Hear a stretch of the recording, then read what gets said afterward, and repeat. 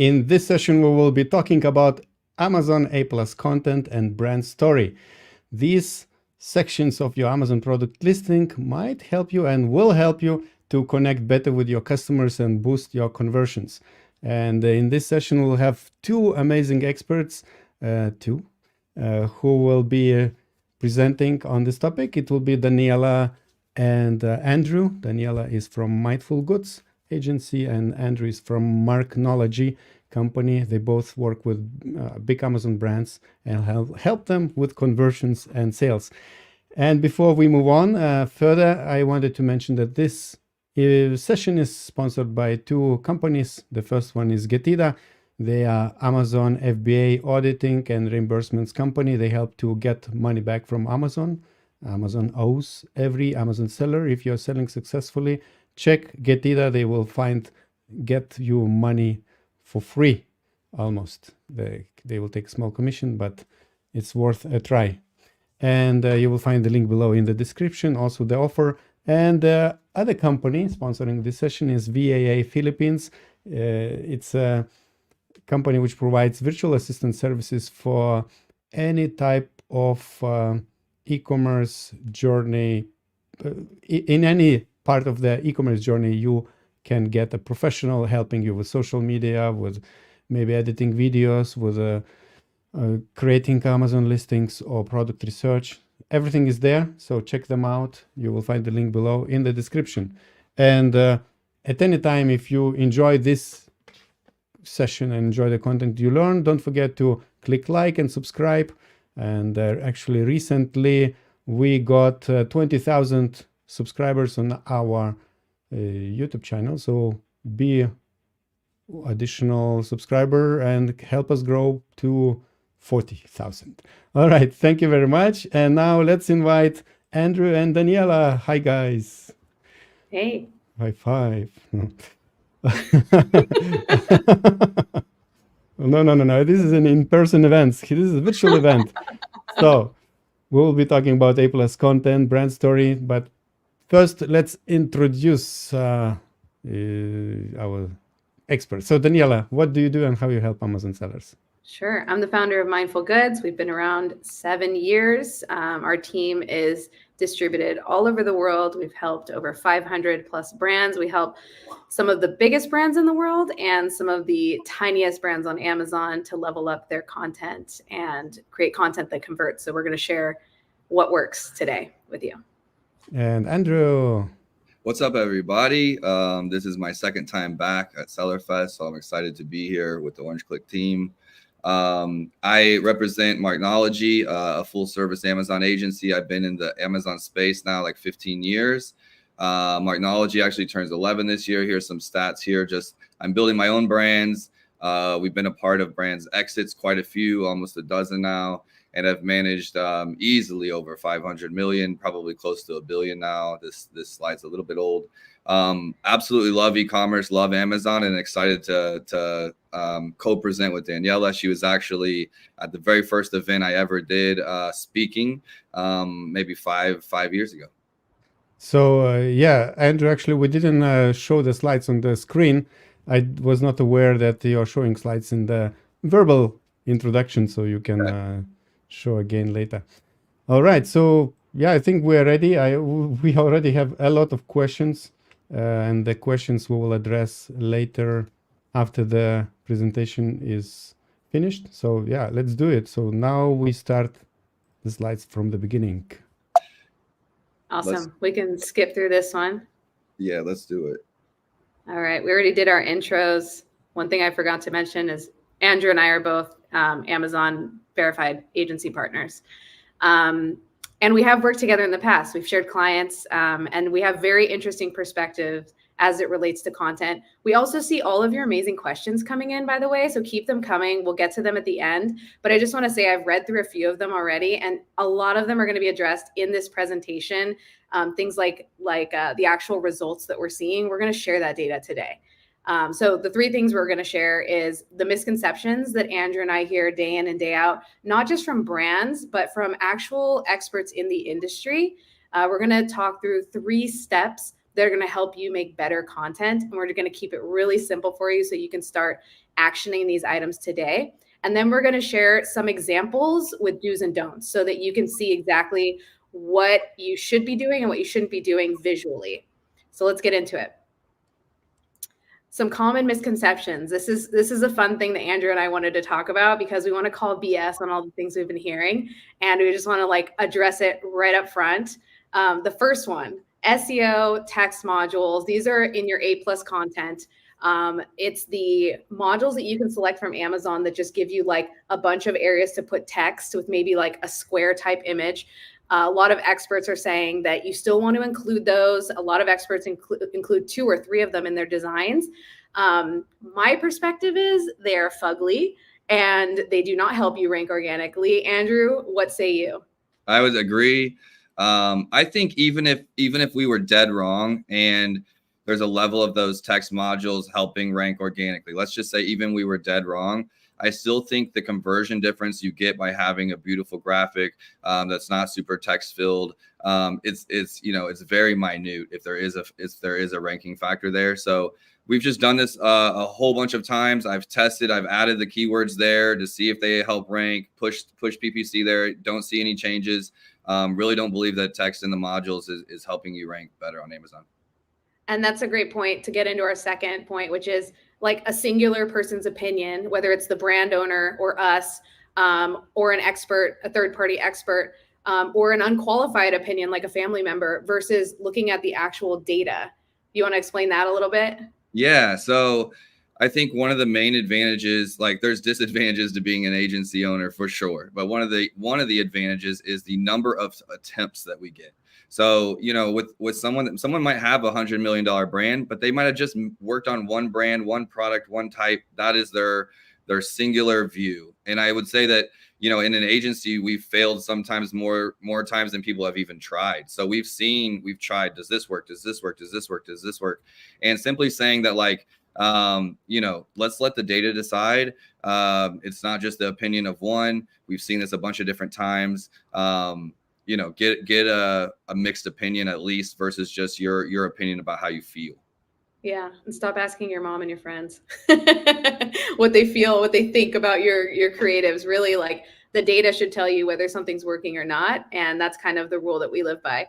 The next one, filling bullets and content versus keeping it simple. To explain this one a little bit, we had a brand come to us recently where they had one banner. We had another brand come to us where they had 3 content modules in their A+, and they were saying like, why should I use all of the 6 or 7 banners that Amazon's giving me? And I know Andrew's seen this in the past with bullets where brands will ask, why should I use all the characters in my bullets when it's just going to look like these big ugly paragraphs? And really my perspective is Amazon, if Amazon's giving you the space, use it. You want to use it as a defense mechanism first. You want to use it as an SEO mechanism to help you get some extra keywords in there. Yes, none of us want to be keyword stuffing. Yes, all of us want our content to be simple and beautiful, but there is a way to achieve both. What do you think, Andrew? I think you nailed it on the head. I think it really is this like dance.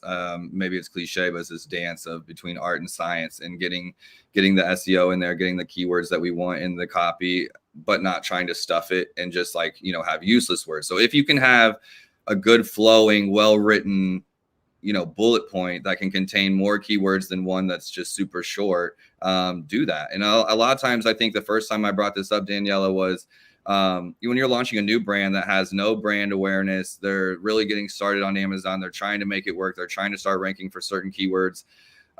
Do the most, get as many in there as you can, give them the best chance of success. You can always dial it back as you start getting success and start ranking for those keywords. But, I don't believe in overstuffing, but within the limits of Amazon, take advantage of as many keywords as you can. Love that. And the next one is a touchy subject because I know you and I have both heard this online, the argument of whether basic versus premium and whether premium is even worth it. Does it cost too much to create, especially when you're working with agencies like ours that are doing like top-notch work. What do you have to say about this? Yeah. So sorry, I'm trying to mute. I was getting a call from Amazon support. No. I think the opportunity of not really knowing what grade A plus or premium A plus can do for you is an opportunity cost that might cost you too much as well, right? To put a spin on it. So maybe you're thinking about the investment into it, but it's a one-time investment into getting something that potentially can have the difference in a 300% increase. We know Amazon's data, we're going to get into that later, but we don't necessarily trust Amazon's numbers in regards to exactly the impact that A plus premium can have. And when you understand how much some brands in the past or even currently are paying for it now, how can you not invest into premium for your brand? Awesome. Yep. Same. I personally feel like basic is probably going to go away at some point. The fact that most brands on Seller Central are even getting it right now is insane. I think the opportunity cost is too much to lose if you don't take advantage of it. So the next question is the branded content argument, where I've seen experts in the industry say this recently, that branded content just isn't worth it. Branded content doesn't make a difference. Branded content is all we do at Mindful Goods, and we see the results day in and day out. I'm going to share them with you in this presentation. So I have data, I have receipts. We're going to back it up today. But for me, if you're an e-commerce brand, a real e-commerce brand, branded content is the way to go. I don't think that, and there's a lot of brands that are not commodity products that can do branded content and really stand out. So there is this middle ground, right? Commodity products maybe shouldn't be in the branded content game, but I do think branded content works for real brands. Yeah. And then I think the last one, I was just going to say that there's a level to branded content. And I think that that's what people don't understand is you don't have to just jump in and try to be Apple. You can start just branding your content in a way that you feel comfortable with, but it is something that you want to be moving toward and not be stagnant. You want to be working on your brand. I see no reason why you wouldn't want to. Yeah, step ladder into it. Work with what you got. The last point I know you have a really strong opinion on, it's brands that come to you or people that say, you know, I tried new content, it didn't work for me. Like what do you say to that? Well, just as someone that's, you know, kind of, I've been in this Amazon industry since it began. There's so many parts of this Amazon industry where I tried it a million times before we got it working, you know, PPC with the brand, images with the brand, all different. This whole platform is about try and fail and figure it out. So just because, you know, you tried to be in a dating relationship one time, does that mean you stop dating altogether? Right? No, it does not. So just because you tried the content or maybe the last firm tried, it doesn't mean they got it right. And what is that opportunity cost of just quitting there or just, you know, sticking with some content that's stale, that's not working? I really think it's a mindset thing here that you have to get. And that's what I'm talking about with all these misconceptions is it's a mindset, getting past your own mindset about what's worth it, what's not, what can work for you, what can't. Love it. Love it. So let's get into it. Okay. So quick question for everyone here is, do you have basic A+ content right now, or do you have premium? If you have basic, drop a 0 in the comments. If you have premium, drop a 1 in the comments. This next portion of this presentation is really going to address a lot of the questions that we see in the comments. So we'll dive right into it. Yeah, there will be a short delay between people receive this message, so we can wait a little bit, a few seconds. Sure. I think I see one already. 5. No, 0.5, 0.5, 0. Brooklyn, what does 0.5 mean? Maybe yes and no. Oh, maybe that means that you claimed your premium, but you haven't uploaded the premium yet. That's also 0. In the middle. So maybe that's a 0.5. 1, so it's like if you did claim your premium, I still give you credit for that. That's good. It's good. It looks like a mixed bag so far. It looks like we're getting a little bit of both in here. So that's great. Good. So if you don't have premium yet, this presentation is going to show you some amazing examples to get you inspired. And if you do have premium and you want to level it up, it'll probably still help you. So yeah, and Brooklyn says some do, some don't. Okay. So this is the $500,000 opportunity. And why am I saying this? Because right now I have brands that I'm working with that are paying $500,000 a year for one ASIN to have premium A+ content on Vendor Central. There's probably brands that are paying more than that. Right now, premium A+ content is free for brands on Seller Central that are brand registered. So for me, the opportunity is too big for you not to at least claim it and get your content up and running. Almost every brand is seeing upticks by using premium A+ content, but it's more than that. So if we go to the next slide, the reason why it's so impactful is, one, I've heard theories that there might be a lever on the back end because this was premium A+ content was created for vendor central brands, right? So they're the big companies that have relationships with Amazon. They made this for them to give them a special opportunity. So there's rumors from other agencies that there's a back end mechanism that helps you in the algorithm, helps Amazon see that this is maybe a more established brand. The fact that they're giving it to everyone, I don't know if that's true or not, but really it's about the functionality of what you get from premium A+. Like basic A+ content has these margins that are disrupting you visually. It's smaller content left to right, so it's not taking up the whole screen. With premium A+ content, you're getting things like hotspots, videos, carousels, custom mobile content, which is probably the biggest opportunity out of this whole thing. Even if you didn't have any other feature, just the ability to upload a second set of mobile content is insane. And the fact that it goes full width with a seamless scroll gives you the ability to basically put a custom landing page inside of your PDP, inside of your product page. So that's the opportunity here. It's really grabbing the attention of shoppers. It's not just uploading text and a square image. And we'll get into that as well on the next slide. So looking at basic, this is a very traditional image of basic on the left. Like this is what you see when you typically look at old school basic A+ content. You see a bunch of, that's what Andrew and I were talking about earlier, text modules. And that was a strategy in the past to help you rank better. It was like, let's put a bunch of paragraphs on the page, let's stuff them with keywords, and let's help these brands get noticed through SEO. But what happens is when the shopper comes into your listing and they just see a bunch of text, they just skip right past it. So you're losing the opportunity to convert. And so if you look at the example on the right, where you have premium A+ content, you have engagement through hotspots, carousels, and video, and you have this like seamless scroll of image takeover, you are more likely to get the shopper to at least digest 1 to 3 more pieces of content so that they can convert, right? Like it's all about just getting them to understand your brand, tell your story, and get them to add it to cart. Daniela, I'll let you catch your breath. I really wish, one, this is a beautiful premium A+ page, so kudos to you and your team. But one thing, I wish that Amazon just called it a landing page for all the e-commerce people out there that spend so much time on landing pages on their D2C sites and everyone understands what a good landing page is. Looking at this just on screen for me just screams landing page. And that's really what it is. It's giving you more opportunity as the customer scrolls to continue to sell them, upsell them, cross-sell them, and ultimately get them just very interested in your product or your brand. Bingo. And I know some of the questions in the comments are directly related to this one. Is premium A+ content worth it? So yes, we know Amazon is reporting that premium A+ content can increase your sales by 9.7%. That's the data that Amazon has released.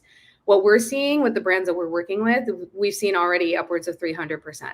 And so on the left here, you see that upwards of 50% of our brands are seeing anywhere from 40 to 5,000% increase in sessions, which is like insane.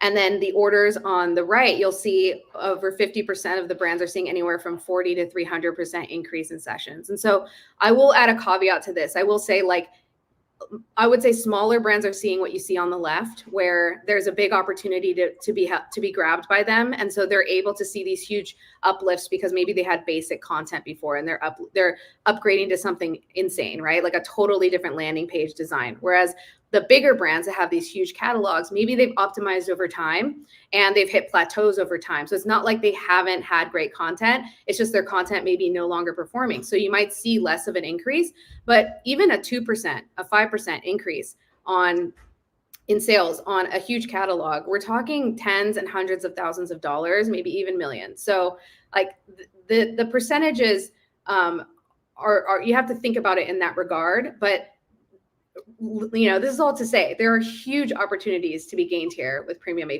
content. I would say too, on that small brand, just logically thinking about it, you know, a bigger brand is going to have brand awareness. People are going to already know who they are. Sure, there's new to brand customers that are going to impact that at some level, but a small brand that no one knows of, this is your chance to build that trust, to convince people to buy. So you're going to see those bigger upswings if you're not already a super established brand with a lot of sales. These are incumbent brands. I'm actually speaking at Amazon Accelerate this year, and that's what Amazon is wanting. They want to hear the stories of these smaller brands that are still able to capture attention and invest in things like content and see results. And there is a story there, So to explain why this data is so different from what Amazon is releasing, perhaps it could be that the sample size that we are working on is very small and focused. Amazon's data is taking an aggregate of a very large set of data, right? So that's taking all the brands that don't have good content and all the brands that maybe have basic content and really great content. And then it's getting a medium number, which might be that 9.7. Whereas we are working with brands that are very e-commerce brands, that are very D2C driven, that understand the value of content. And so taking them from 0 to 100, you see these like crazy results like this. And then the quality of the content, right? So if you're just uploading, no offense, but like a fiber design or something that's very basic, you might not see the results, but if you're thinking through your content and you're using data, which Andrew's going to explain a little bit later, he's going to show you exactly how to do this, exactly how we both do it in our agencies. You can achieve this like high quality visual content that does perform.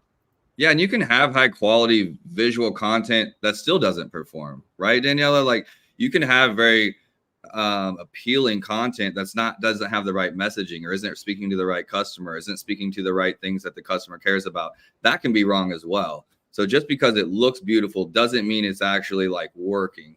That is something else. Is the other 50% of it is not just the visual effect, but like, is what you're actually including in the premium what the customers want? Is that on track? Do you even understand the market that you're selling in? If you're selling in Germany versus the US versus Australia, those things change too. So I know we have a lot of different probably sellers in this group, with Orange Klik being such an international presence. So maybe they're thinking even about different markets. So there's a lot of different impact, but I do think that what you're including and really being thoughtful and intentional about that is just as important. Exactly. And these results that I shared previously were taken from a sample in very different categories. So I just want to show you, like, whenever experts are saying like, oh, you just have to put a video, it's not about putting a video. Only 2 of the brands that we sampled had videos. So it's really about just thinking through like, what is the messaging? What is the content that moves the needle? You really need to do this analysis that Andrew's going to walk through.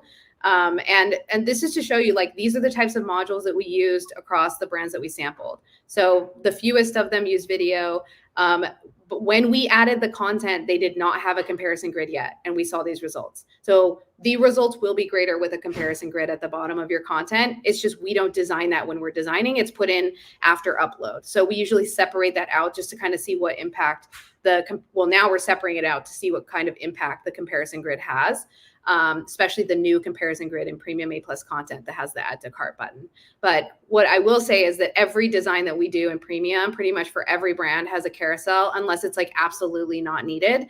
And the reason for that is because you have the ability to add more alt text to the back of your carousel images, just like you would in your brand story. And you have the ability to explain concepts that might need a little bit more education. So if you're trying to say a lot of things in the beginning, you might lose the customer. We just want the main 5 things in the premium, in the first set of images they see. But if the customer is intrigued and wants to explore other products in your catalog, or explore how the setup works, or explore the types of smoothies they can make with this, or explore other things that you think is actually unique and interesting and engaging content, you can put a secondary content in a carousel. So that is one thing that you will see across all of it. But everything else is just picking and choosing what is the best module for your specific brand and your content. Yeah. If you don't have any media mentions, maybe skip that one, right? If you don't have UGC, skip that one. You're choosing what you have available. Maybe you get UGC down the road and you want to add that and you bring that back and switch out a module. So it's not, set it and forget it. Brands are living things. So it's constantly changing and testing. Great. So Andrew, tell us about this. Yeah. So, we were talking about exactly like, what to bring to you guys and how to present it to you in the best way. And as much as we wanted to talk about maybe some of the things that we think people are wrong about, or some of the controversial things, and then even just like the difference in premium to basic, should I spend my time investing in improving my site, my landing pages, my premium A plus, as they call it on Amazon? Yes, we think you should. We're seeing the results. I mean, what is the opportunity cost of 300% difference in your brand? Like that's crazy. I think we would do anything, almost any of us as Amazon sellers would do something for a 300% increase. So yes. And then the next thing that we're at is, where do you start if you want to improve your content? And so there's a million ways to go about this, but we really came up with 3 things that we thought were tangible that you could walk away with. And one is scoring against your competition, really being honest about where you feel like your content matches up to your competition.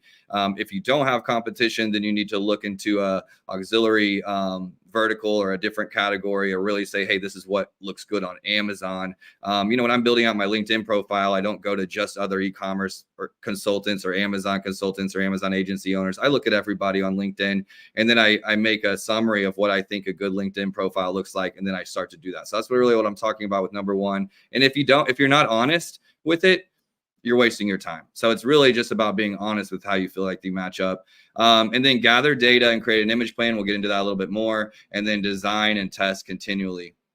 So how do you stack up? So, talk about creating a true content score, like really feel like, how does my stuff match up? How do you do that? You can review competitor imagery, look at their PDPs, look at their A+, look at their website, see what they're doing there. Is there anything there that they're doing that you could bring into your premium A+ or your PDP images? And review competitor reviews. I think so many times we talk about reviewing the reviews to find opportunities for keywords or reviews for new product development. But what about reviewing what competitors are saying about their products? Is there something that you can call out in your images to then speak to what's negative about theirs? Daniela, do you have anything to add here? I do. I think we're going to cover it in another slide, but bonus tip on these is, like, if you're really stuck and you're too close to your own brand, get a second opinion about this. And a great way to get a second opinion, or 50 or 100, is using tools like PickFu or IntelliV or Product Opinion. They have different ways that you can actually ask 50 Amazon Prime shoppers what is missing from this product page, and let them tell you, or do a video poll in Product Opinion and ask them to explain in 3 to 4 minutes, like, what they're thinking through as they're looking at your listing. And like, listen to your customers and force yourself, because I promise you, sometimes it will not be pretty. Like, you will listen to these videos and listen to what they're saying about your product, and it will hurt, and it will give you that honesty that you need to make it better. Yeah, as an agency, I don't have that emotional connection to the images. Like if I'm running a Product Opinion poll or a PickFu poll, and 100 Amazon customers and our ideal customer profile are commenting on the images, and they're like, I can't tell what this thing does, or I can't tell what comes with it, or I don't like the blue color, I feel nothing. I'm excited about the opportunity to then lean into that and make a fix. So that's the big difference between, I guess, being an agency or a consultant doing this versus this being your baby. Maybe that's like your friend's baby in the picture, and people are like, that's an ugly baby. And, that really hurts your feelings. Well, that's not going to hurt my feelings. So try to have that mentality when you're going into this, and really see it as, hey, I'm spending money to get an opportunity for people to give me real feedback. Let me see what this feedback can do. I guarantee if you run one poll, you're going to find at least one golden nugget, maybe 3 to 5. Yeah. So let's talk about the data sources just really quick. We've got Data Dive. You can get keywords, image sales, SEO, Amazon reports, PickFu, Product Opinion. I haven't used IntelliV myself, and manage your experiments. There's a lot of different ways you can go about it. Manage your experiments is in Amazon. It's free. PickFu and Product Opinion both have different things about them that kind of make them unique and special. But ultimately, what you're getting is, besides your opinion, you're gathering data, you're getting feedback, you're running some A/B tests, and getting people to say, I think one of the biggest things is each image in your PDP or your A+ needs to be clear. What am I selling? Do you get what I'm trying to convey with this image? And if you're not trying to convey anything, you're just showing people outside, and it's not clear, you've missed the mark. So this is just a quick, easy slide on how to create an image plan. Like when you're thinking about, okay, you've gathered your data, and now you're going to design and implement and test because you're going to constantly test. You're never done. You're constantly testing. So let's just say that you're creating an image plan. What does an image plan look like? How should I think about my brand or my products? Am I thinking about it as trying to sell the whole brand, or am I trying to sell this individual product? I think when you get where you have all of your stuff great, you're trying to sell the individual product. And when at the beginning, maybe you're starting with trying to sell your brand if you're trying to cover a lot of areas. But start with just quick 5 steps. First, have a brainstorm about all your features, write them all down. Remember, you have data from your competitors and all of that. So you're just going to make a brainstorm of all of your features and what you think makes your product better or different than the others. Select 5 of that big list that are your top 5. And you can come back to this and reassess because you're going to be testing, but test the first 5. And then, like I said just a minute ago, instant clarity. You're asking to see like immediately if people, when they see that image or they see that focus point, that thing that you're selling, do they immediately get it when they see that photo? Or are they kind of guessing, making assumptions, happen to say like, oh, I think you're trying to tell me that this is great for the outdoors, but I'm not sure because you didn't say that. And then detail with purpose. Think about color, think about fonts, think about how this flows. If you're, telling the story at the beginning of the A+ and going down the page and you're trying to further get into the details of the story or the product, whatever you're selling, think of it very, very intentionally, and then reflect on it and be like, how can I get this even simpler? And that is here at Marknology, that's how we create an image plan. And obviously there's more to that, but trying to just like summarize it for someone that's getting into it, what that can look like. Daniela, do you want to add anything to this?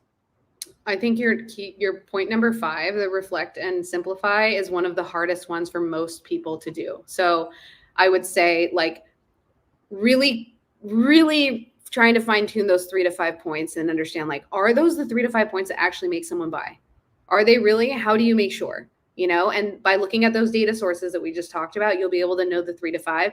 Everything else is just filler and it's distracting the customer from buying. So it can be so hard to not put it in there because you're like, no, but I want to show it does this 20 different things. People might not care about the 20 different things. So only show them the 3 to 5 that they actually care about and remove all the extra filler stuff so they can really get to it, because it's impossible to digest 20 things on the screen. It's impossible. So you really have to figure out a way to simplify, and it can be super, super hard, but it can be done.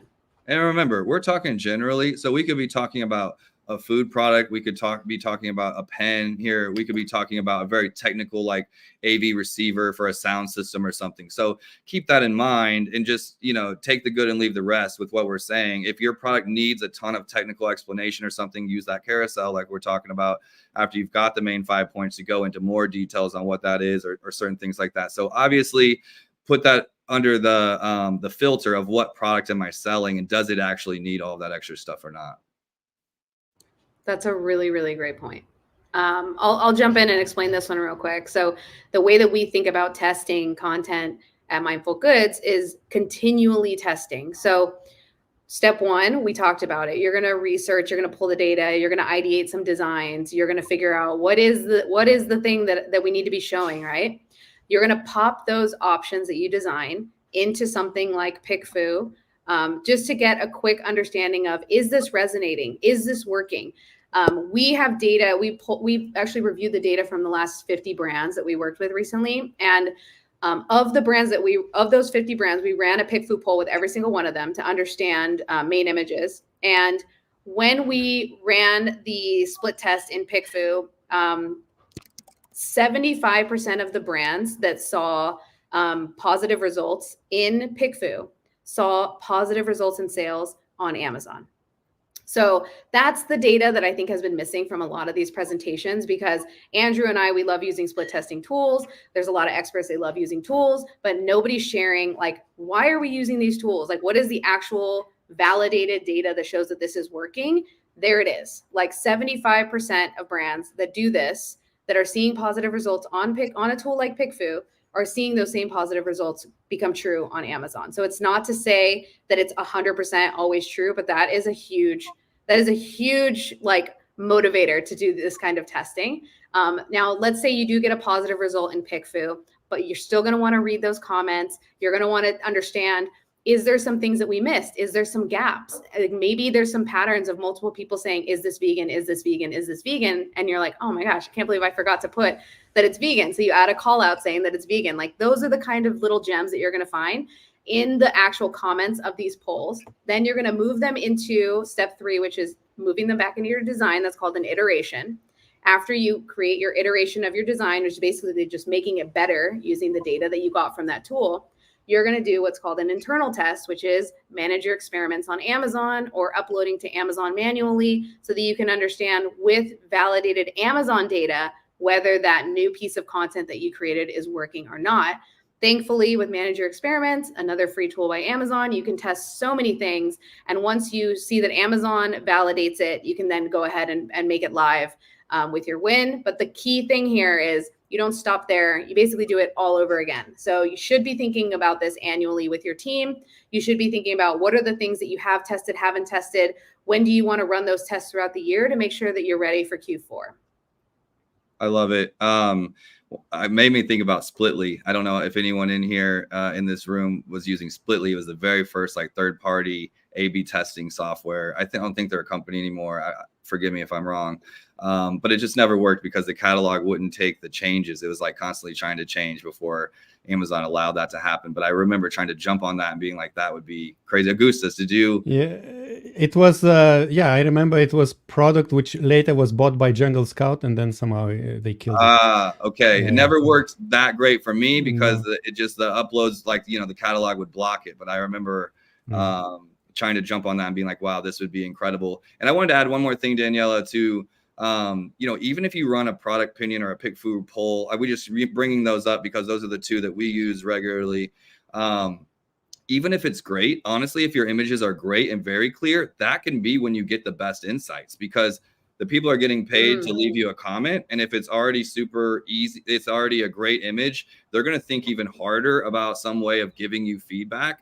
And that can be when you really get the nuggets. It's actually when you're A/B testing already great content. Yeah, that's a great point. Love that. So just to reiterate here, like, I think I talk about things in a very specific way. So I want people to visually see like external design, external testing for me is when you're testing designs because it's for design iteration or when you're testing your listing to get more data. So it's iteration or data. And then internal testing is when you're validating. Internal testing means I need Amazon data to tell me this is actually really working because really PickFu and Product Opinion are just a hypothesis. I think this image will perform. Please, respondents, tell me if this image is better. They then tell you that it's better and your ego is boosted and you're like, great, we have a better image. That means nothing until Amazon tells you that it's actually performing. And on the right, you'll see a manager experiment test where Amazon's actually telling you it has a 94% probability of performing. They tell you the additional sales that you got from the new version of content, which in this case was an additional $7,500, which right there would have paid for your designs, So that's amazing, Daniela. I love the way that you've broken this out as the external and internal. It's not even, I don't know if we've labeled that in that way at Marknology, but I absolutely love that. Just a way of thinking, kind of like PPC validates the SEO or any number of things. I think that's really, really great. And Daniela, do you suggest not to use these kind of A/B testing tools? No, I think you should be using. But then anyway, to test both on Amazon, you have because to use both. On Amazon anyway to test again. Absolutely, you have to use both. So you have to use the tools like PickFu and Product Opinion when you're gathering research and when you're designing, because it's going to make your design stronger and stronger and stronger the more data that you have. And once you have that data, you're confident in the designs, you feel good about it, but you don't actually know the truth until you test it on Amazon. So using a tool like Manager Experiment, which works also 80% of the time, it doesn't always work. If Manager Experiments is giving you weird results, we have been seeing that lately. And in that case, we switched to a manual upload and we pull the Amazon reports. So just FYI. Okay. Daniela, this one's you. Oh, I thought it was you. Yeah, these are all the things that you can test with Manager Experiments or on Amazon. So you can test your main image. You can do an image stack test. We do our image stack test I love to do them in IntelliV first, because IntelliV will tell us the the order of the priority of the stack. So if you're wondering, I know somebody in the questions asked, how do you know which order to upload your product images in? IntelliView is a great tool that you can upload your original product images and your new product images that you designed, and it'll tell you which ones are the top performers based on the votes. And then you can upload them in that order or kind of play around with that order. Manage your experiments. You can also test titles, bullets, brand story, A+ content. One caveat, there is a option for simultaneous testing. I do not recommend it at this time because let's say that it says that your content is not performing and you tested your bullets, title, and product images together, you won't know which one is not performing. It doesn't segment them out for you. So I always recommend testing just one at a time. I agree. Same thing with PPC. Try not to do, because a lot of times you're running PPC to these images or to the listing, and that's part of the experiment of whatever you're doing is getting traffic to it. So try not to change too much all at once, even including the PPC. Like if there's some way of trying to keep it static, do that. Marco wants a clarification. He says, does that mean that just because the internal validation from Amazon says B is better than A, you should still use AB like Pixel, AB tools? It sounded like Pixel would be a little bit useless, but I think you mean like I mean the opposite. So I mean, like you should use both. PickFu is absolutely not useless, because what I'm saying by that is that when we use PickFu to tell us an image is working, it's a good guess that it's working. 75% of the time, it actually does work on Amazon. So the PickFu data is absolutely valuable. The product opinion data is absolutely valuable. The IntelliView data is absolutely valuable, because otherwise you won't know quick enough whether your design is working, because manager experiments can take up to 10 weeks. Can you imagine waiting 10 weeks to know if your main image is going to work or not? We need something else. We need PickFu to tell us that our main image is most likely going to perform on Amazon. And now I'm giving you the data to say that if PickFu tells you your image is most likely going to perform, it's about 75% accurate. It most likely will perform. It can be a lot cheaper too. It can be a lot cheaper too to try those third-party tools. If you're considering throwing PPC at it, you're thinking about doing all these other things, the sales plus opportunity cost of 10 weeks of waiting, right? So I think that it gets affordable. And this is not a PickFu product opinion, like, we're not. We just love them and use them. These are just great tools that we use. We use every day with our, through the years with our brands to try to get even more added value to as an agency owner to what the projects we're working on. We need more data, whether it's human data or it's Amazon search data. They're both valuable to us. And the thing is, as an agency provider, our clients have time constraints, right? So imagine if we told a client that we had to wait 10 minutes or 10 weeks for a result, they would literally fire us on the spot. So with these tools, we're able to get some data and get, a great indication of whether we're trending in the right direction. And we get that data within 1 hour. So that's why these tools are so great. All right, so to summarize, we're going to get into some do's and don'ts in these next examples that we're going to show you. But really, what are the best practices that we see across the board with the data that I shared earlier? Like, what is it that you have to be thinking about? So one, our strategy prioritizes branding, cross-selling, storytelling, period. Like, the strategy needs to be thinking about those three elements. Every set of A+ content that we've seen results with has a mix of this, right? It has branding, it has cross-selling, it has storytelling. If you don't have a big catalog, don't cross-sell. But you should still be storytelling, and you should be, have some elements of branding throughout. Even if you have one SKU, like some of my most successful clients on Amazon have been like 3 or less SKUs. So that they very much so have a brand. Totally. Even with a small SKU count. Yeah. The next thing is designing with a seamless scroll so that it feels like a landing page. That is on desktop and on mobile. That's a huge one. I think Andrew and I both do that.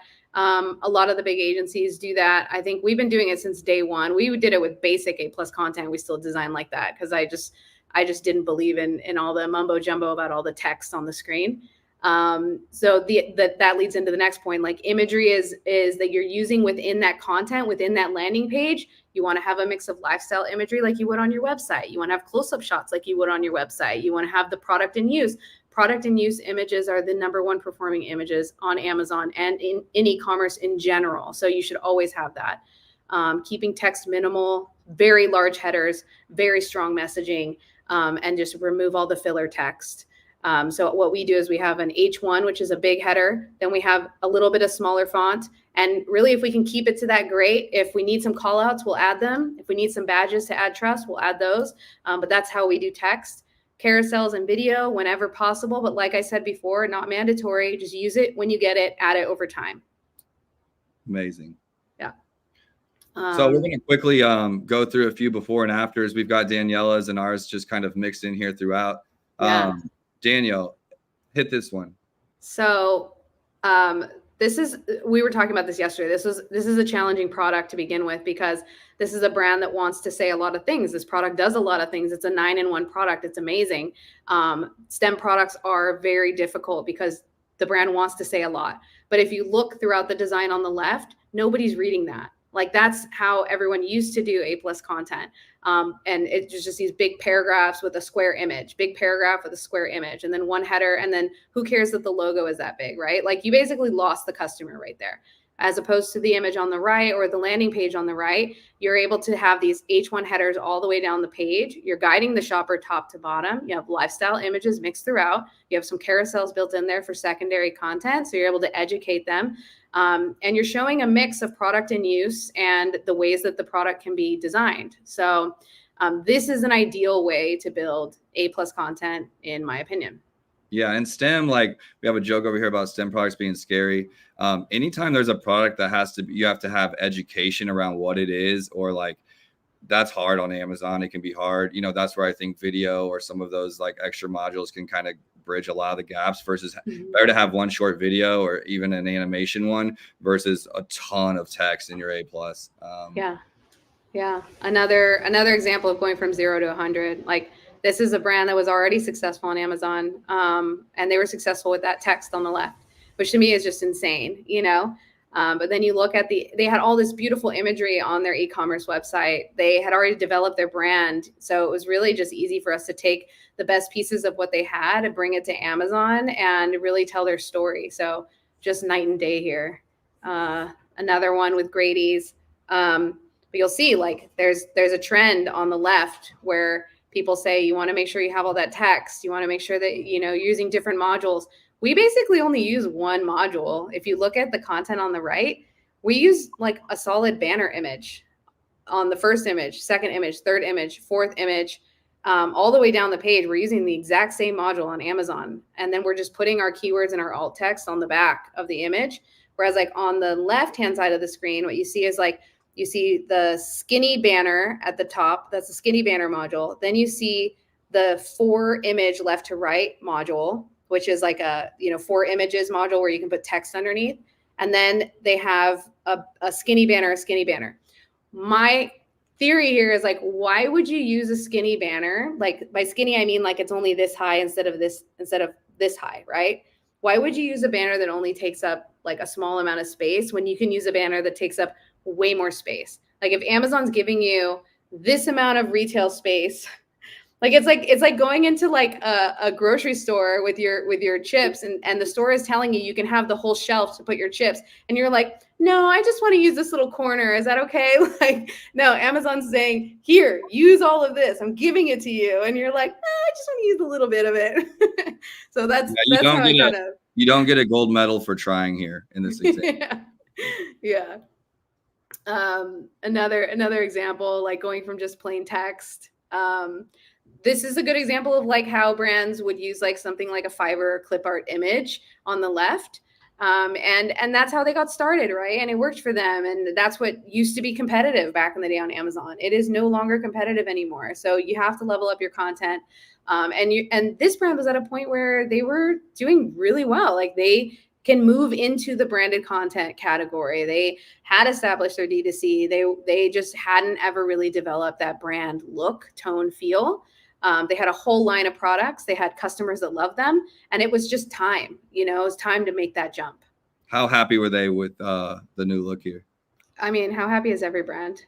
I mean, like I had a client the other day tell me like, and this was a client in the clothing brand that we just did a case study on. I can't remember what he saw. He saw like 1,000% jump in sales. It was crazy. Something like that. But he was saying like for the first time, he's like actually proud to show people his listings, you know, And like that's awesome as a brand owner. Like you should be proud. Like you're working really hard on your brand every single day to make sure that it's there 5 years from now, 10 years from now. Like it's a lot of work. We have to wear 100 hats. So, you know, you should be proud of what you're putting out there. You want to show your friends and family and have them go, man, that's so cool what you're doing. You know, so that made me feel really good that he feels proud. Another example, like this is the classic example of like the text banner module designs on the left, and moving over to more of a landing page design on the right. And it works for every category. Like if we look at the next one, so this is pets. I showed you some food, showed you coffee. This is workout equipment. So they had a lot of videos to use. They had a ton of lifestyle imagery. If you have lifestyle imagery, lean into it. If you don't have lifestyle imagery, get it. It's so affordable. You can use Suna and ship your product to Suna and tell them the types of images that you want, and they'll shoot all of these images with your product. You can have them add a model if you want, and they just make it so affordable, and you can get your photos in a week or two. Two of the things I was mentioning earlier was just like, this is an invention product. This is a product that people don't know what it is.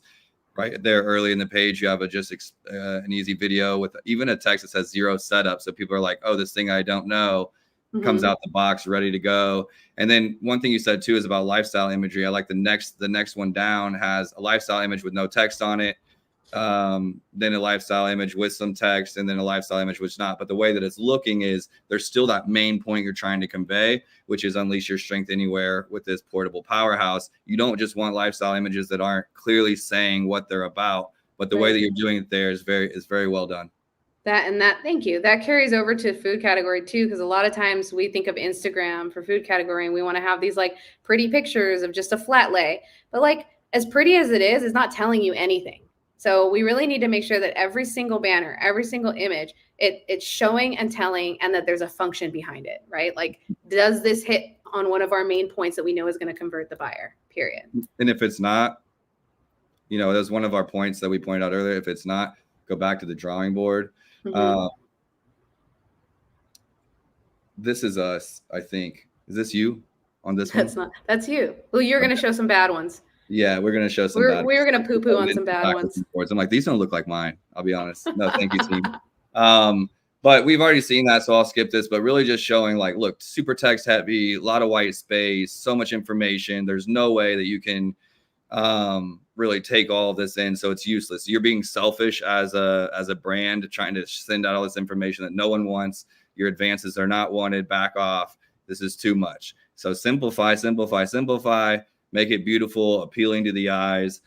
Think about mobile too, please. Like, you know, 60% of customers on Amazon are from mobile now. How much text this is on a phone, it's crazy. So just going, we showed a lot of great examples, and I know we're a little bit over, so I'm going to go quickly. But we were just going to show off some of the work here. Recent from the Marknology team, the Q&A module at the bottom, the shoppable images on the bottom, on the one on the right.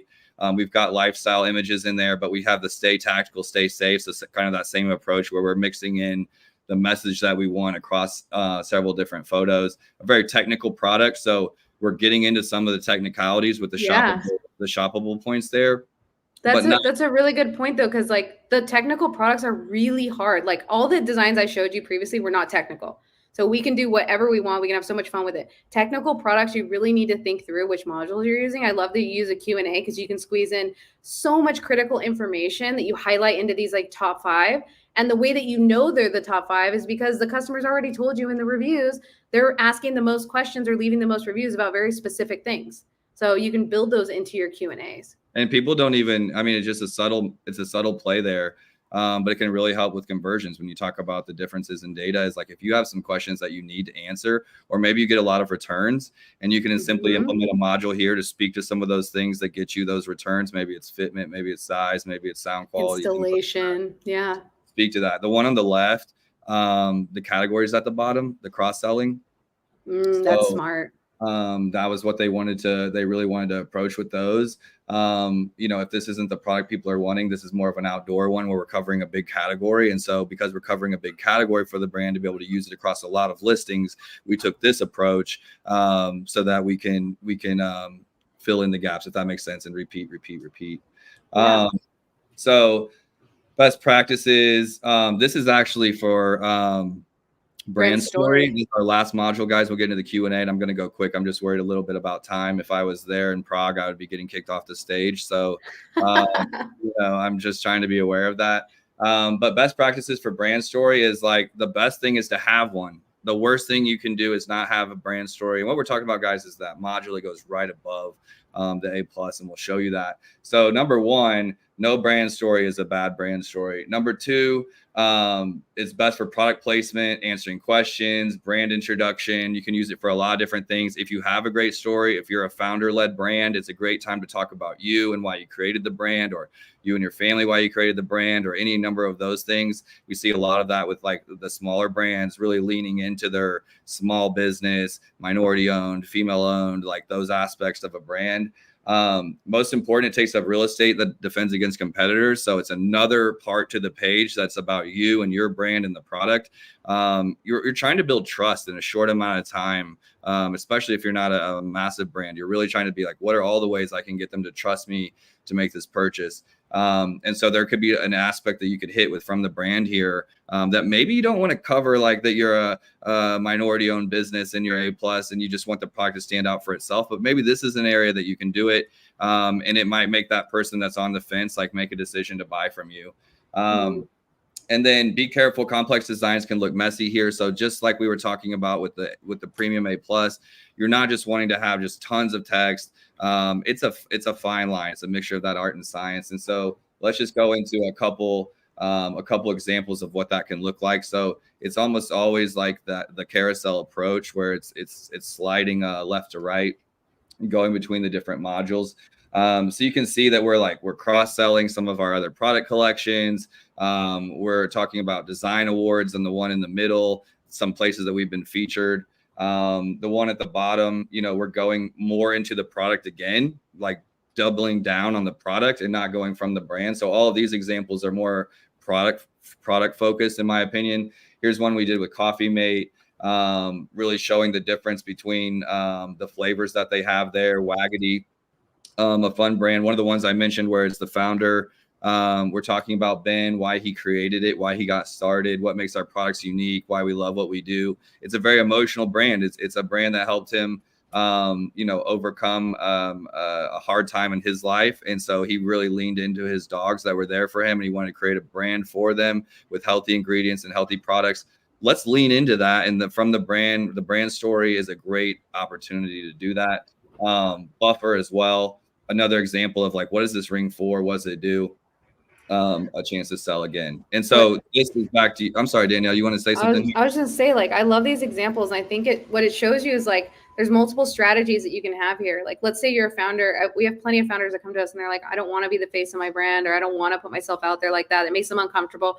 I totally get it. But those same brands are probably investing in UGC content where people are on TikTok talking about that product, right? Well, if you have those videos, you can take stills of your UGC peeps and you can put them there as cards, and you can put little excerpts of things that they said in their video. And that could be all the people vouching for your product right there. So it's like kind of a gray area testimonial without a testimonial, But imagine if you just saw all these happy faces of people vouching for your product in a carousel. Like, think through the strategy of what that carousel could do for you. It's also like one of the very few places where you can link to your products, link to your storefront. So like, use that strategy and figure out what's the way that you can use it to your best benefit. Like, there's so many different options for this. That's amazing. Like, one of the only other areas to really cross-sell before was illegal variations, like that you shouldn't be doing by trying to include products together in your variations that weren't really a fit, or a comparison chart at the end of your A+, where you're cross-selling different products like that. Now with premium A+,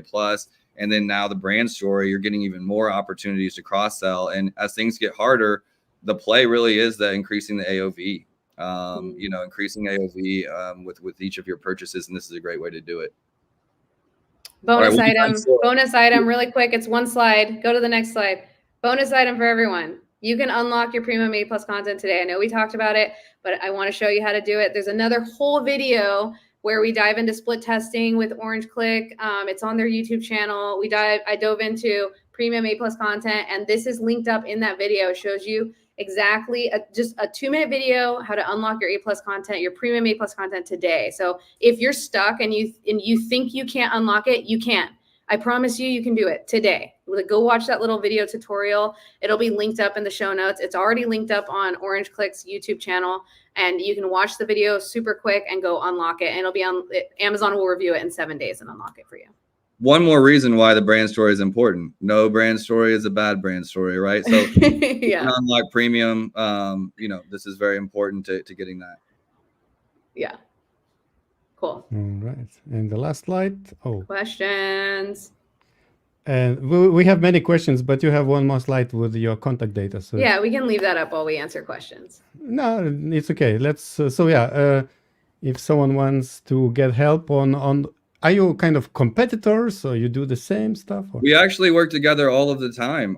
We said we worked together in the past, but we've even worked together this year, I think, on different brands. We have different teams, different tokes for different folks. People like working with, some people want to do the a la carte, some people want full service, so it's just really, we think about it as more like colleagues. I think there are some people I would compete with in this space.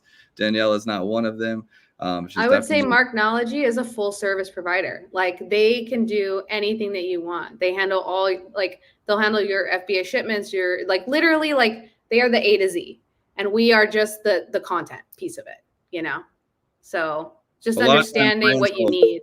A lot of times brands will go to Daniela and get their content needs, in place and get their launch ready, and then, be looking for that next partner to take them to the next level, and we can step in there. And a lot of times it's even piggybacking off of what Daniela and her team have already created. If they go to launch more products, being able to be collaborative is very important.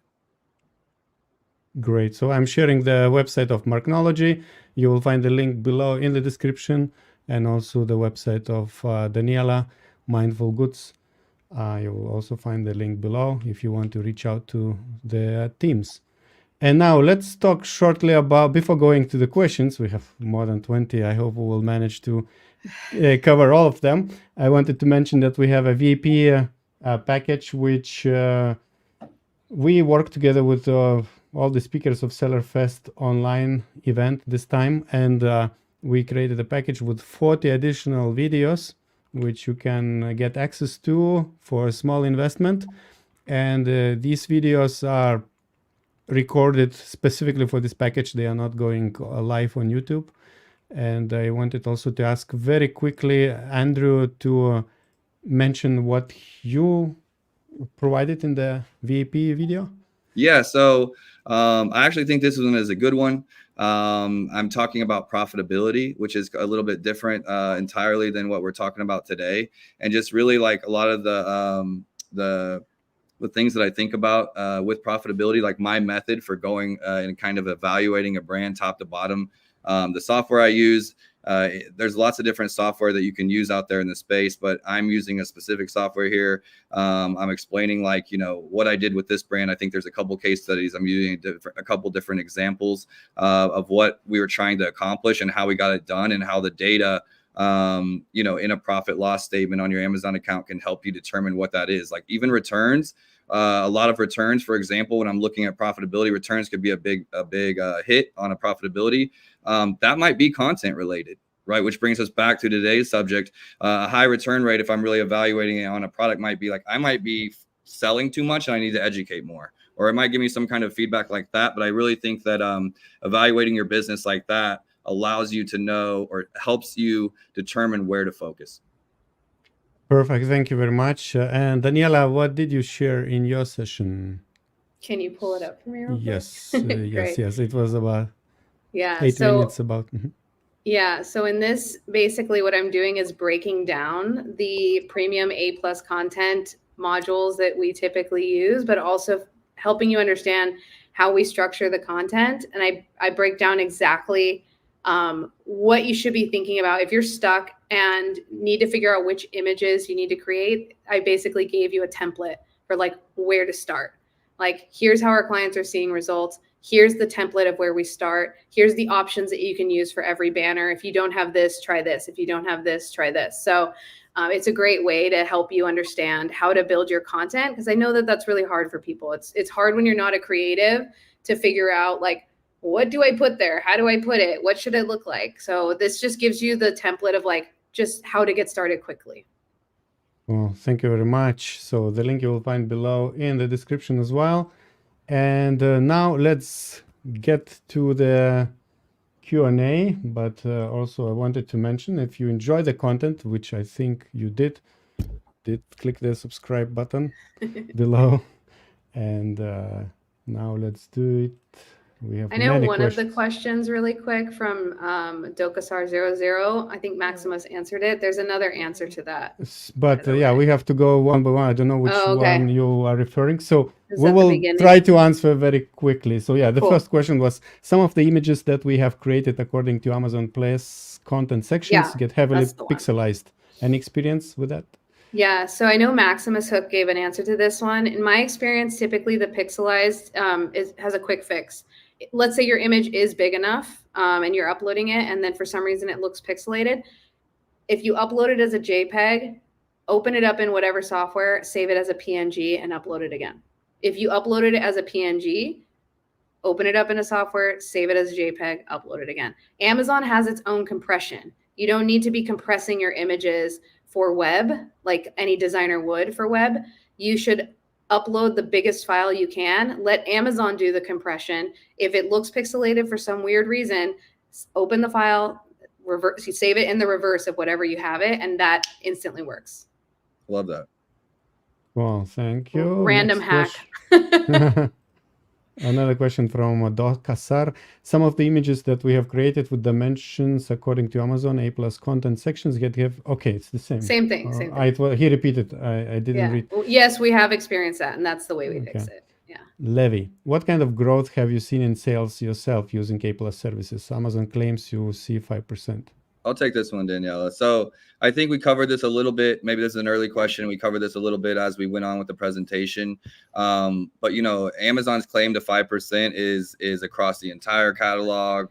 You know, they're not being specific about what those things are. And it includes the big brands and the small brands. With smaller brands, you know, we've seen upwards of 300%, I think even higher than that. So it really just depends on what the brand is. Very, very much so. We have seen increased sales, increased conversions, because what you're doing is you're driving sales, you're driving traffic, and you're trying to increase conversion. Those are if you want to simplify what Amazon is, you're trying to increase traffic and increase conversions. And this is one of the biggest parts that you can do, the biggest things you can do in regards to improving conversion. All right, let's take Keith's question. What's better, 3D rendering or traditional product photography? What do you think, Andrew? I think different tokes for different folks. I think it depends on what type of product you have. Is there a benefit to having it, you know, be able to do a 3D? Is there a difference? You know, I personally, as someone that's in this space, I feel like my eyes can tell me the difference. And, you know, maybe that's just being in an agency or being creative, a marketing person. But, you know, I like to see the real photos. I think there's an authenticity that comes through it, but that is definitely my opinion. I don't really have any data that says that one does better than the other across the board. Yeah. Thank you. I'll add to that real quick. So I think through and through, we're traditionally into product photography that's really well executed, lifestyle photography. I think times are changing. I think AI is getting involved. I think renders are getting involved. There's a lot of brands that don't have those assets that come to us. And sometimes all we can do is use high quality stock imagery, make a new render. I will say we do quite a bit of split testing with renders on main images. So there's a time and a place for renders.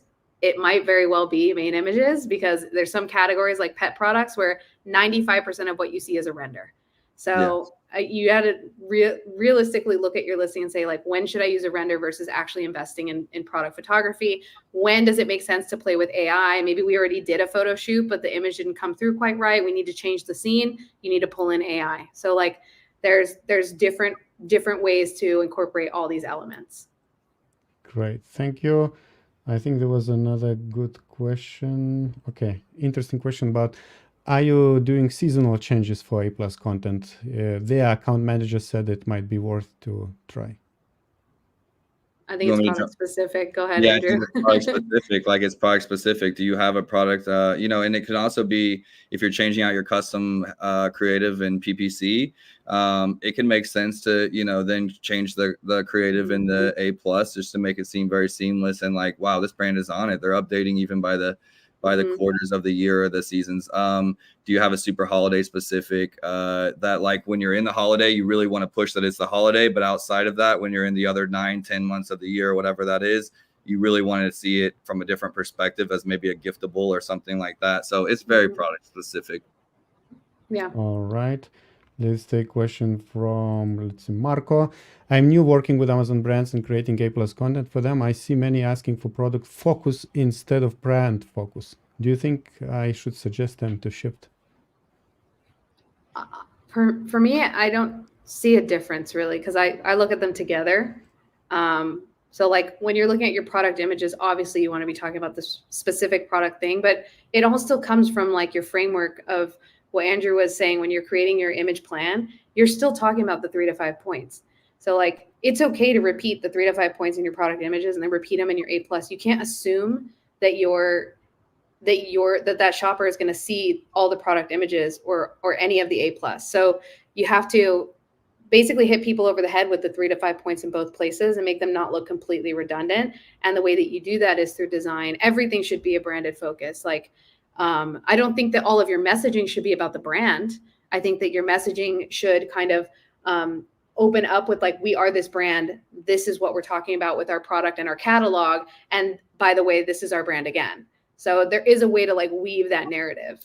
I agree. I think one thing I want to bring up for people that might have large catalogs is a lot of times when we get approached, they're like, wow, to create A+ for our entire catalog would be a big expense, a big investment.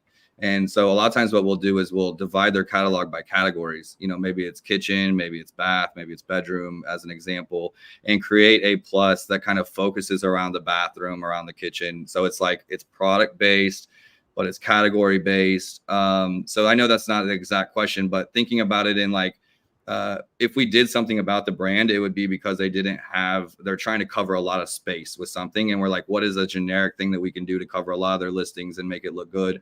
If your brand specifically has a better story than your product, I think there can be a time when you're leaning into what that brand story is. That's also what we're talking about, brand story, right? So think of it as like, maybe you're made in USA or you're made in Vietnam and you're selling Vietnamese snacks. That is a part of your brand story that you can, what's the word I'm looking for? Implement into your PDP and your A+, where it's part of the product story, but it's not individually like we're just talking about Marknology and then we're talking about products or something like that. So very much like Danielle said, you're weaving it in, start with it, bring it back maybe at the end. To add to that, Marco, if you're a service provider, which it sounds like you are, it starts with your intake form, right? So ask those questions about the brand and about the product within your intake form when the client comes to you. And then you can serve it up back to the client as a brand and product messaging in the way that you're going to develop the content. I think it's up to you to lead that conversation and let the brand know, like, this is the way that we recommend doing this, All right, let's take this question. Of course, you talked a lot about tools, but Keith wants to know, how do we find out what people want to see on the images, what type of images, and in what sequence and order to put the images? It's probably we got you covered. Testing. Go back 10 minutes in this video and you'll find it. So yeah, use all the tools. And okay, let's see. Leon agreed premium over basic, but do shoppers really go down to see it? I know I don't when I shop. Do you think we should be redesigning 50 basic templates into premium? Do you have CVR metrics? 50 basic. Do you think we should be redesigning over 50 basic? Maybe they have over 50 products. Yeah. Leon, there's AI tools that can help you with this. Like there's tools that can do 100,000 listings in a day if you wanted to. What you need to do is create like one master that has really exceptional content, like what we just showed you, and then you can use AI tools to kind of build that out for your other templates. We don't need to be thinking about it like it's this really hard thing anymore. It's really not. It shouldn't be taking you like months to do. Like you can get it done in 1 month. And then in terms of do shoppers go down to see it, there's some categories where the A+ still shows up before the product images. So like I do think Amazon tests with this all the time. There's some people that click to the reviews and go straight down to the reviews from mobile. Not everybody's shopping on mobile still. And there are a large percentage of shoppers that are converting from A+, like we've showed you in the data today. So I still think, I mean, it's crazy not to invest in it at this point. It's that misconception kind of that we talked about, which is just like, what, look, some people are paying $500K for this. You can't tell me that Amazon is able to charge that if it didn't really have that level of impact on those listings. So one is just like, how can you not? The opportunity cost is crazy. And start with a couple of your hero ASINs and see if there's a difference. And then, like Daniela said, starting with a template maybe on your hero ASINs, really investing in those, seeing what drives the needle. And then that singular approach, you know, just to say it plainly, like you might not scroll down to the A+, but I know my dad is OCD and very, very thorough at everything he buys, and he reads everything and, you know, before he makes his purchase. So what I might do is different than what he might do, which is different than what the next person might do. So whenever you're thinking about selling, I'm not usually the ideal customer that I'm selling to anyway. I don't really love things. I don't love purchasing things in general. So, which is probably why I'm good at it. But I'm saying all that to say, like, try to get outside of that, let the data speak to the data, invest in 1 or 2 of those 50 and see what the difference is and go from there. Great point. Cool. Thank you very much. Marco is appreciating the answers he got previously. Brooklyn wants to know, what if your competition has poor quality content? Is it worth the extra effort? Is there more of a land grab for you? Like when you look at the sales that are happening in your category, is there more market share that you can take? If there is, great, do it. You know, that's really what you're looking at. If you're looking at your niche or your category and you're seeing like you're already the top performer and nobody's touching you, maybe it doesn't make sense, you know? So what you don't want to do is let those competitors creep in, skip ahead of you in content, and then you're not the leader anymore. You know, like we've had plenty of clients that have come to us like that. Like they sat on their content for years and didn't like realize that that's what their competitors were doing until it was too late. And now they're behind everyone. Yeah.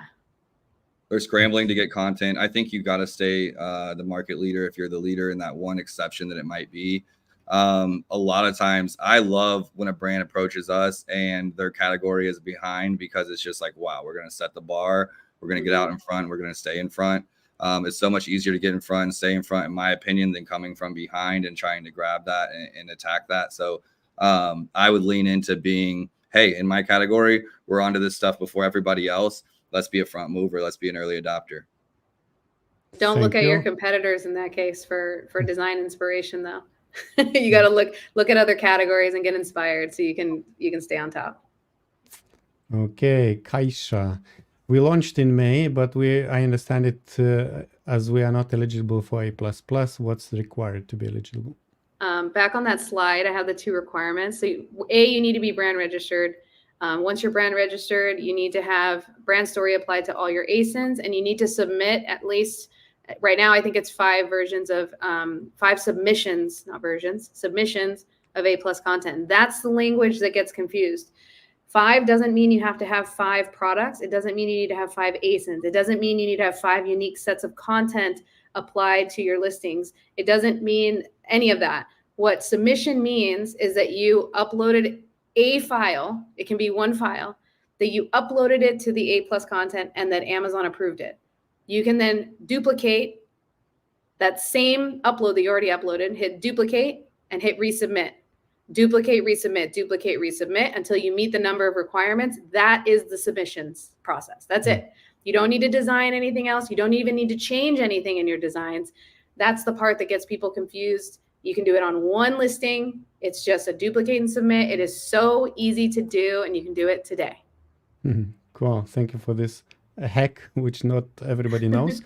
Diego is asking, what tools or metrics do you use to evaluate performance of A+ content, and how do you interpret that data? That was a slide we had earlier in the presentation, and I know this will be on YouTube, so maybe someone can just go and screenshot that. But we had Data Dive, Product Opinion, PickFu, and Televi.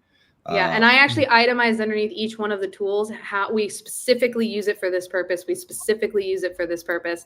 So we use each of those tools and we use them differently. Great. Thank you. Keith, what's the average price for listing refresh with premium images and A+ content? I think it's the question about your services.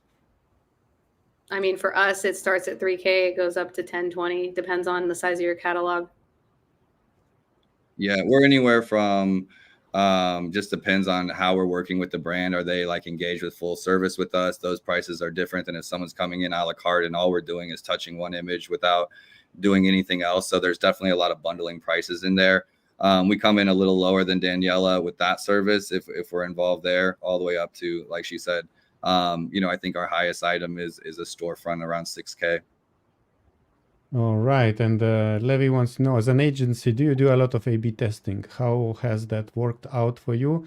We just haven't tried it out, but want to see our regular versus premium A+ data results. Levy, this presentation was for you. I think after watching this, Levy's like going to start split testing now. We do a ton of split testing, a ton, both of us, Andrew and I. Like we live, breathe, die by split testing. You have to do split testing. All right, Diego, what are the common mistakes you see brands making when creating A+ content? You showed some bad examples as well of brand story. Yeah, but okay, yeah, there are so many questions. How much do you traditionally spend on testing before publishing? Good question. Ooh, that's a good question. I mean, it really depends on the product. It can be anywhere from $100 to thousands. But it really depends on like what kind of sales you're doing right now, what investment makes sense for you, what is the data that we need to collect. At a very minimum, I would say every brand should do a split test in PickFu for their main image. At a very minimum, that's what you should be doing.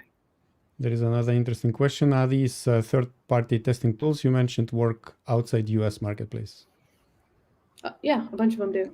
Because it's visual, so unless you maybe want to write in German something, then of course maybe it will not work. I think like PickFu has like certain countries like Germany and Spanish countries that they can also do testing into. I don't know if they all do that, but I'm pretty sure PickFu has a bunch. If they don't, email the founders. Like both of those companies, Product Opinion and PickFu, are great companies. I know that they're international founders as well. So, maybe they don't have something offered there, but you could reach out and say, hey, I'm in Germany or I'm in France and I want to test in this language. They might even know there's some segments that they can do. That's all I'm saying. So I would just reach out and see what's available to you. Mm-hmm. Mobile layout is different from desktop. Do you keep exactly the same design and flow of information? Oh, that's a good question. We typically do. We just try to reduce the copy as much as we can from desktop to mobile because you don't have as much space. But the flow is the same. It's the size that changes, really. So I think at Marknology, traditionally, unless it's an exception, I think we try to keep it pretty much the same. I think best practice is to try to just keep it the same, but optimize it for I don't think the size aspects or anything changed.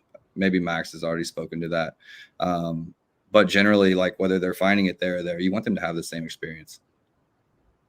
Okay, Josephine, product integration in the brand story. Have you had any experiences with whether products sell better when a product is featured across complete 4-tile layout? That's a good question. We haven't tracked that data. Have you, Andrew? I don't think we have either. Like to be able to say we implemented this and then we saw an increased AOV or something like that. No, I don't think we have data for that, but it's a good test. Yeah, thanks, Josephine. We'll look into that one. Keith, what are some of the things we should be asking when doing split tests? How do you gain the right insights? Well, it depends on the test that you're doing, but the first test it depends. So the beginning of the process, when you're gathering the data, you would drop your listing in and you would ask like, what's when looking at this product, and you wouldn't even say this product. The language is important for what you're using. So like I would say, look at this phone case and tell me, look at this listing for this phone case, because you don't want people being like, I didn't know what it was, so I didn't know what to tell you, because that wastes the feedback. Just tell them what it is and then tell them what's missing from the listing, or ask them what's missing from the listing. They'll review the listing and they'll give you like what they think is missing, right? So open-ended questions. It's whatever the questions are super important to getting the information that you want. If you're wanting them to maybe, like, I think Product Opinion does this where they can make it look like you're in search results and you're like, which one would you choose out of these search results? Because you're testing which one and why to get the feedback from them. If you're wanting color, if you leave it too vague, I think the answers can be all over the place and you don't really get anything tangible to take away because you left it so vague. So be intentional with your ask. What made you decide to pick this one? Was there anything that like turned you off to this product? Was there anything that like you're confused about? Was there anything that you didn't know instantly? Did you instantly know what this product did? You know, you'll get all types of feedback. But so it really is about like kind of what questions you're asking. And that's where I'm like, if you already have an amazing listing, there's still value here because you can compare it to others in a grid. You can really try to get to the next level of improvements on your listing, even with a great stack. One thing that I love with IntelliView that they do that's a little bit different from the other tools is they give two types of like preceding. So they give context in the beginning, and they'll say something like, if you were about to buy a phone case, what would be the things that you would be considering when buying a phone case? And they ask them to answer that before they see anything, before they even get into the poll. So they're telling you what their buying behavior, what's instantly coming to mind of like, oh, I would want this, I would want that, right? Kind of interesting.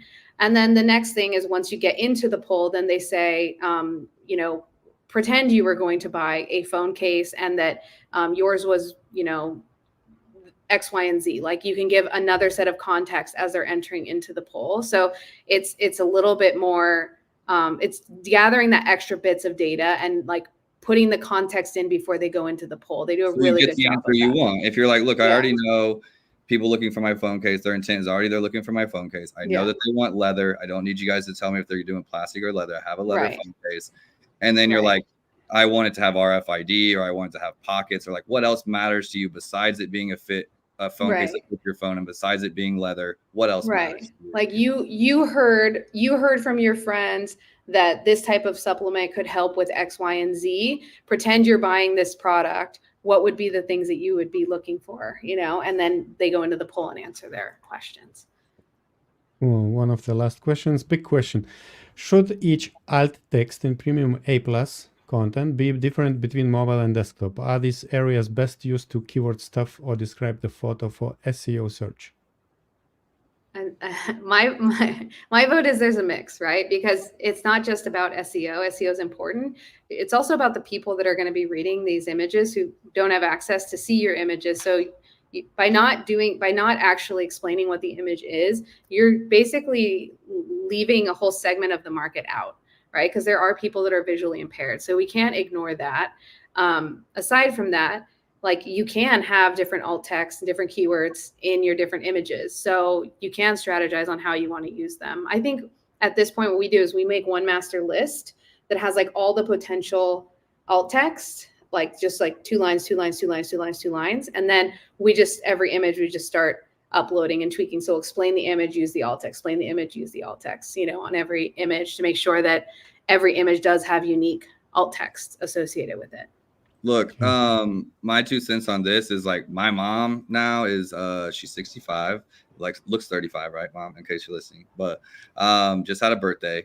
She is voice to text, voice search all day long. Like she is voice searching all day long. Even so, she, you know, I feel like that's where the internet's going. It doesn't make sense to search things, type things in, driving, all these things. Voice search is the future. We all know that. I think optimizing for the hearing impaired is a great way to be ahead of that trend or that thing that's coming. And I think that hearing impaired search is a way of Amazon kind of pushing us to set them up for voice search as well, if anyone has ordered with the Alexa. So that's my kind of maybe black hat approach to what alt text can do. I do feel like relevancy is very important now with the algorithm and what's in the image being relevant to search. So describe that photo accurately. I do think that you should describe it accurately.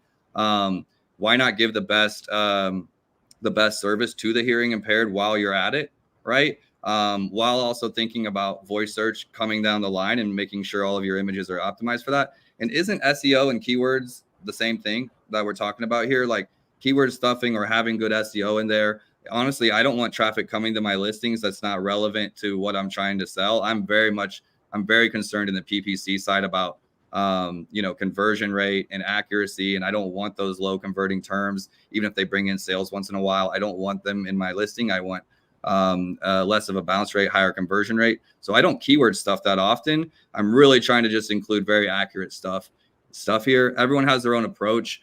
But I think if you do things in the way that Amazon intended them, you get the best results. Great. Thank you very much. And the last question before we part, Sam is asking, I have a pet category trademark and I'm in the process of researching products to launch. Do your packages, services include logo redesign and brand story, as well as full listing creation and optimization? Ours does everything minus logo design. What about you?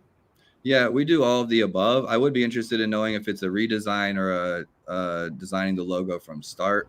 That's not something we do all day, every day, but I feel like if it's part of a package for Amazon, like if you're just trying to build a service-based website and came to me for a logo, I'm going to say no. If it's around an Amazon type of launch and we're doing the brand story and everything together, then yes, that's something that we can help with as well. Mm-hmm. And here are the contacts of Daniela and Andrew. So yeah, you can visit their websites, you can email them, and yeah. And if anyone, I know this is in a closing, but I'm just proud of my friend Daniela. She's speaking at the Amazon event, like Amazon Accelerate in Seattle, which is super amazing. So if anyone's there in Seattle, I'm undecided if I'm going or not. I know I'm going to Unbox. I'm kind of trying to choose one or the other. But Daniela, proud of you. And anyone listening to be there should check out her session there. Yeah, come to my session. Mm-hmm. Cool. Thank you very much. Exciting. Thanks, amazing Augustus. Session. Thank you, Daniela. Thank you, Andrew. See you later. Thank you, Augustus. Bye. Bye. And now I would like to invite you to watch 2 more videos. You will see here one video from Andrew and another from Daniela on our YouTube channel. And this will help you and give you more tips how you can increase your sales by improving your Amazon product listing. So check them out.